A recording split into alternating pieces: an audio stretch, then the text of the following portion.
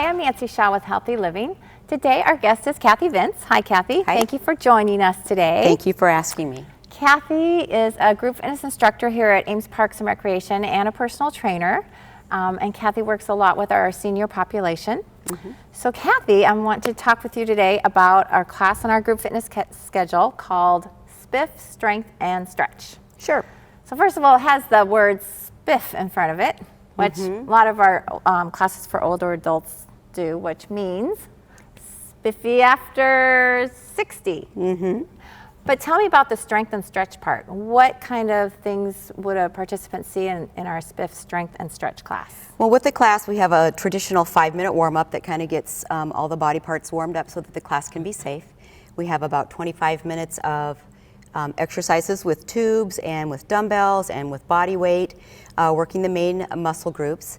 And then we have about 20 minutes of our stretching and yoga at the very end.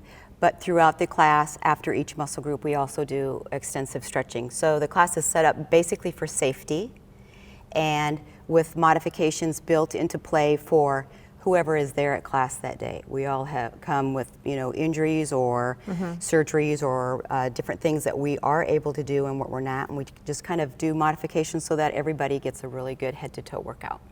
And it's really nice in our group fitness program that you do get the same group week after week, so that you do get to know their injuries and how they need to modify exercises, correct? Right.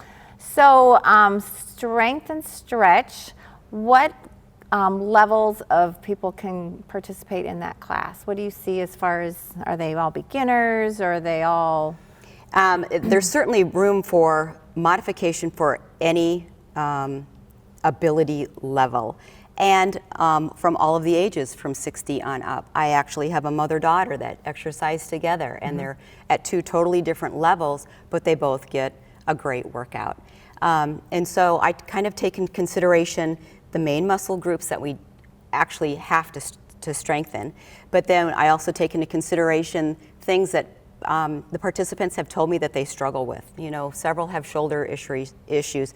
Actually, about 97% of Americans have shoulder issues and don't even know that they have them. Isn't that amazing? In every group fitness class, we always have someone at least with a shoulder injury. Right. So we actually do rotator cuff exercises for their shoulders. We do exercises to help them to get down to the floor to do their exercises, and how do they get back up off the floor, because several have had knee issues or surgeries and don't feel comfortable either getting down to the floor or are not sure how to get back up once they get down there. And that, honestly, a few of them have commented to me on something that is something they really appreciate, because people do not know how to get up off the floor, and that's a big issue for them. Right. And we also work on balance, because that's a big issue. We know that in our 20s, that's when our balance is the best, but nobody is thinking about working on their balance in their 20s. So we work on balance, and many have said, look at this, I can stand on one leg so much better than I did before. And balance is important, of course, for fall prevention. Right. But I actually do have one participant who there is no way she can get down on the floor. So I give her modifications, and she does exercises in the chair or standing. Wow. So they're really, I have not come up with any reason why somebody would not be able to do the class yet. There's always a way to work around whatever's going on. And it's really something that will help them develop strength, flexibility, just be able to move and feel better throughout their everyday life. So we brought some of the toys, because we have a lot of toys in our group fitness room, but these are just a few of the toys that you said you use. So you want to show me, have me demonstrate some of the exercises and tell me what I need to do? Sure. Okay, so many of the people that come to my class, because they are older and have taken care of their child rearing and are retired and have more free time, they do a lot of traveling. Okay. So we use kettlebells for suitcase squats. So we have them hold their kettlebell like it's their suitcase, and we have them sit their suitcase down and stand back up, and then it's time for them to get on their plane or bus or however they're going, and they pick that suitcase back up. So you're just going to do this with the weight fairly close to your body, and you're going to try to keep your chest as upright as you can as you bend down. And we use this exercise for leg strengthening. It also does help with balance a little bit because that dumbbell is on one side of your body, which could throw that balance off. Oh, and it really Just a does. little I bit. mean, it makes a difference. Yeah. So that's very... So we would typically have them do a certain number on one side, and then we'd say, okay, next time go ahead and switch that dumbbell to your other side so that we can get both sides worked equally as far as balance and as far as legs being worked equally. Right, okay, great. All right, so suitcase squat would be a great exercise that you'd see in that class. Tell me a little bit about the tubes. We have some different color tubes here. The tubes are set up with varying degrees of difficulty. The yellow is the easiest, the green would be next, the red would be next. Men would probably use a red in our class, although I do have a lot of women now using the red as well. That's a little bit tougher strength. And so one of the things that we might do with the tubing would be our bicep curls. So we would stand with that tubing in the arch of our shoes. And one of the things that I have found with the group of people that come to my class is that a lot of their shoes don't have this little divot for the arch. Right. It's a flat shoe. Right. So I have to make sure that this is in the right spot so it's not going to slip out in any way. Then I have them stand with their best posture, curl the curl up and down, keeping their wrist neutral so there's no bending in the wrist, and so that they're working only their biceps. We want to make sure that they don't get their shoulders involved because that's one place where a lot of the people will try to use their shoulders to help to do that bicep curl. We see them do this. Yes, or else their like you back. said, this is really very important. That So we they- make sure the only joint that's working is the elbow so that that bicep can work.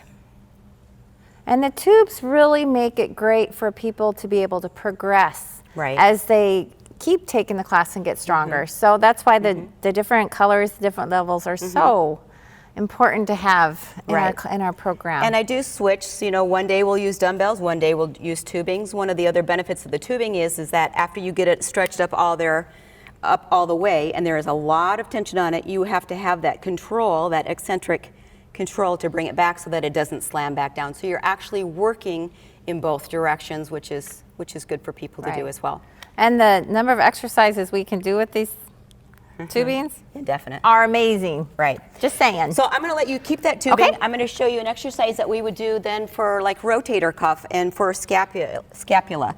So it's called a scapular retraction. So Okay. you're just going to grab up on the tubing a little bit closer, and you're going to stand with your best posture so you know that you're taking your shoulder blades and you're pulling them down in the center in a V. Okay. So your neck is nice and long, and you're just going to pull back.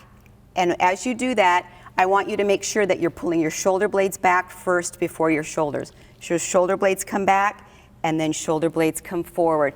So yes, the arms come back and the elbows come back, but you're taking those shoulder blades back as well. One more. Yeah, definitely feel that And in you the- really have to have that control once Yes. again when you come up. And when we do a lot of partner things because my people like to do fun things, and I like to keep exercise fun because then there's much more incentive and much Right. more enjoyment in doing something that we have to do for our body. So Right. if we can make it more fun, it's a And- good thing. And that's what we see in a lot of the group fitness classes. There's just the camaraderie and the accountability, and they all check up on each other and make Right. sure. So that makes it, as you said, a lot of fun to come back week after week. Right. Well, those are some great examples of exercises that we'll see in the Spif Strength and Stretch class, which is held Mondays and Fridays from 8 to 9 a.m. And we have a new session starting in January, so good time to get started. That's right. With the holiday and holidays over and the new year upon us. So, Kathy, thank you so much for joining us today. You're welcome. And I'm Nancy Shaw with Healthy Living. And remember, it's never too late to get fit.